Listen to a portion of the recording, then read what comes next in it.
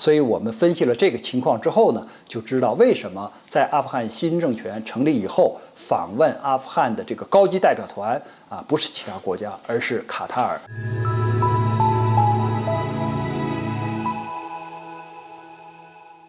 网友朋友，大家好，我是曹卫东。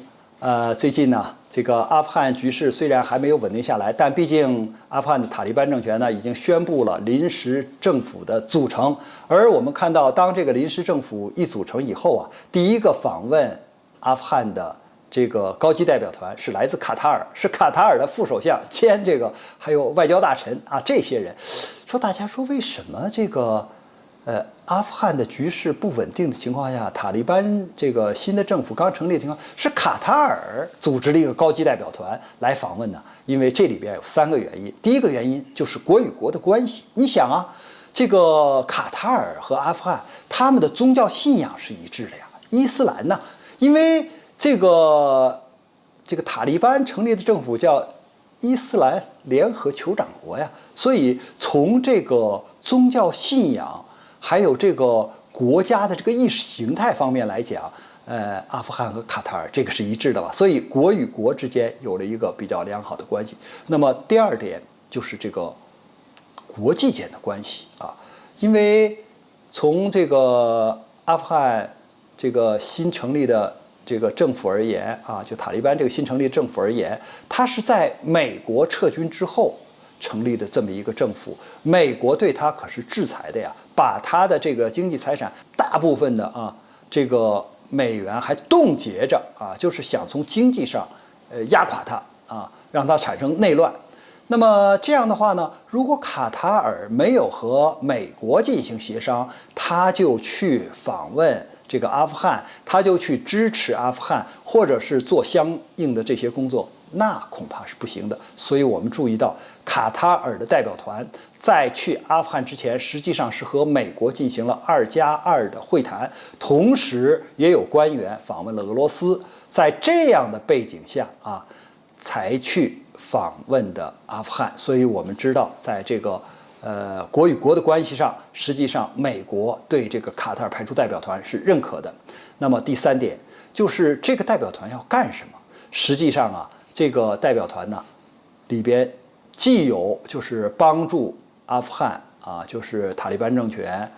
或者这个临时政府要恢复重建、要稳定局面的这个因素以外，因为他要帮他恢复机场恢复这个经济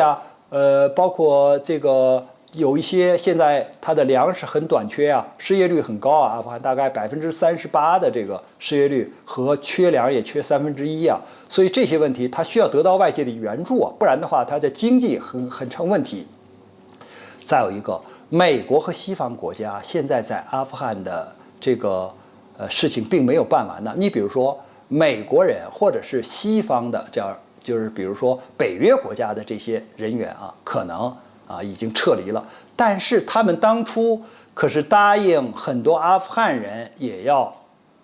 就是到西方去的，可是现在一没有飞机，二没有火车，这些人怎么走美国人是给了签证的呀，所以那总要有人去搭这个桥，有人去牵这个线吧。所以我认为卡塔尔的这高级代表团呢，实际上也有这样的一个使命，就是去了之后总要把这些要离开阿富汗的人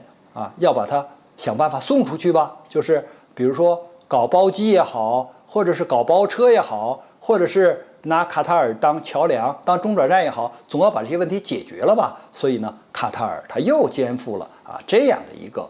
使命，就是一方面